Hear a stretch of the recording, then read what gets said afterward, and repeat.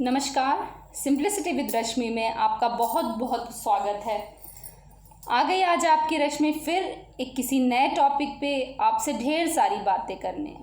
आज का मेरा टॉपिक है थोड़ा है, थोड़े की ज़रूरत है, जिंदगी फिर भी यहाँ खूबसूरत है। थोड़े की ज़रूरत है। गेस कर लिया आज आपने कि मेरा क्या टॉपिक है? करेक्ट, ज़रूरत, नीड। ज़रूरत एक आवश्यकता होती है।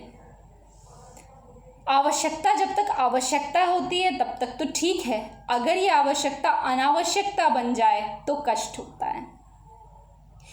आप महसूस कर सकते हैं कि एक जेंट्स सारा दिन ज़रूरत के लिए दौड़ता है और एक लेडीज़ सारा दिन इस ज़रूरत के लिए किचन में खड़ी होती है, घर में भागती दौड़ती है, काम करती है सिर्फ इस ज़रूरत के लिए।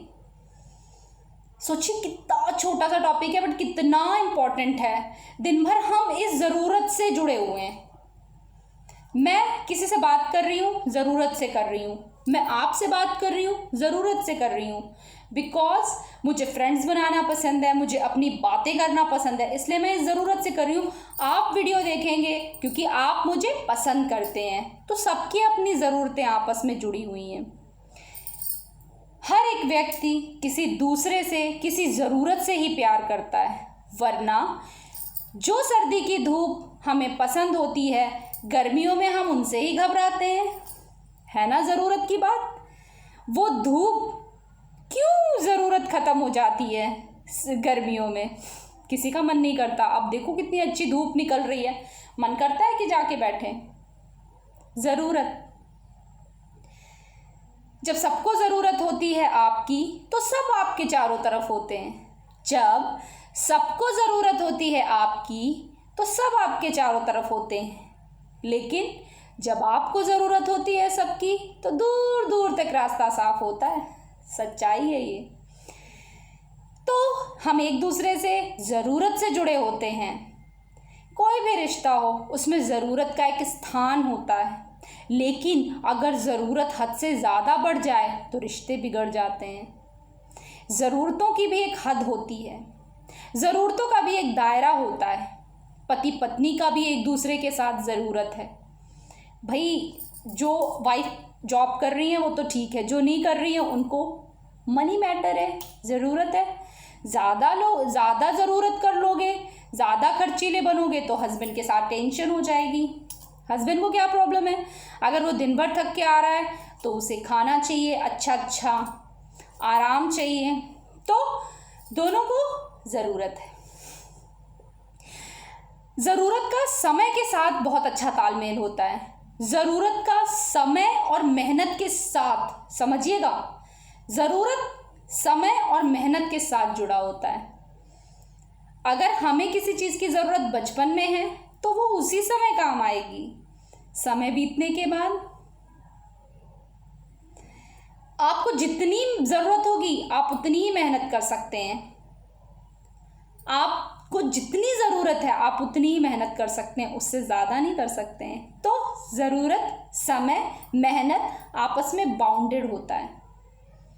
अगर मुझे आज अभी इसी पल किसी चीज़ की ज़रूरत है, मैं भूखी हूँ और मुझे नीड है किसी चीज़ की, तो आप मुझे कितना भी सोना दे दोगे, गहना दे दोगे, मुझे इसकी ज़रूरत नहीं होगी। मुझे क्या चाहिए होगा? मुझे खाना चाहिए होगा, वो मेरी ज़रूरत है।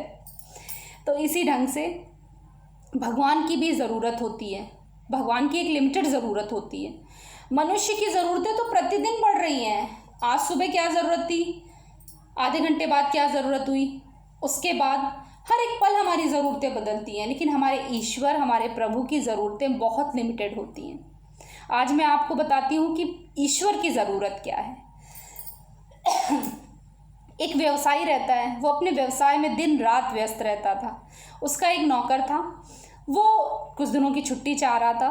कहता है, सेठ जी मैं जगन्नाथ जी के दर्शन करना चाह रहा हूँ, अगर आपकी कृपा हो तो मैं छुट्टी ले लूँ, चला जाऊँ। तो सेठ जी ने कहा, बिल्कुल जाओ, मैं तो काम में इतना व्यस्त रहता हूँ, मेरी ज़िंदगी में तो सिर्फ यही काम रह गया है, मैं बहुत व्यस्त रहता हूँ और मेरी किस्मत में तो नहीं है ये। हाँ, तुम्हारी किस्मत में है, जाओ और ये मेरे 100 रुपये लेते जाओ और जाके दर्शन करके आ जाओ। वो 100 रुपये लेके चलता है, निकलता है, जाता है, चलता रहता है। रास्ते में बहुत सारी टोलियाँ जाती रहती हैं जगन्नाथ बाबा के दर्शन करने। सब निकल पड़ते हैं, बहुत सारा संगीत बजता रहता है, साधु बाबाओं की टोली रहती है जो खूब भजन कीर्तन करते हैं, भूखे प्यासे रहते हैं और भजन करते चले जाते हैं। तो उसके मन में आता है कि भाई मेरे पास तो बहुत कम पैसे हैं, क्यों ना जो सेठ जी के पैसे हैं उनसे इन ऋषि मुनियों को भोजन करा दूँ। तो वो जाता है, भोजन करा देता है, उसके 98 रुपये खर्च हो जाते हैं। कहते कौन सा सेठ जी देख रहे हैं, 2 रुपये चढ़ा दूंगा भगवान जी की पेटिका में। तो भाई ठीक है, अब वो चढ़ा देता है 2 रुपये जाके। कहते कौन सा उनको पता चलने जा रहा है। अब वो रात में जगन्नाथ भगवान जी उस सेठ जी के सपने में आते हैं और कहते हैं कि तुम्हारे नौकर ने 2 रुपये नहीं चढ़ाए मुझे, 98 रुपये मेरे ऊपर खर्च किए हैं, उसके लिए तुम्हें धन्यवाद।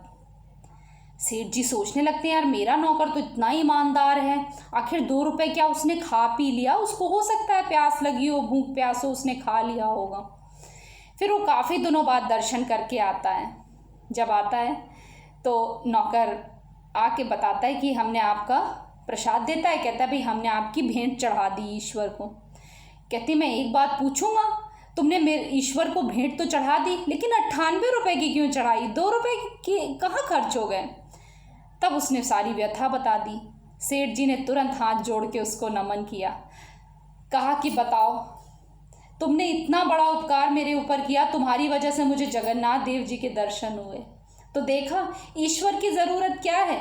ईश्वर की ज़रूरत ये है कि आप किसी ज़रूरतमंद की मदद करें, ये ईश्वर की ज़रूरत है। हम उस दान पेटी में कितना डालते हैं उनको नहीं चाहिए, हम उनके आगे भोग कितना लगाते हैं उन्हें नहीं चाहिए। हम भोग लगा के स्वयं खा जाते हैं, इससे कोई फ़र्क नहीं पड़ता।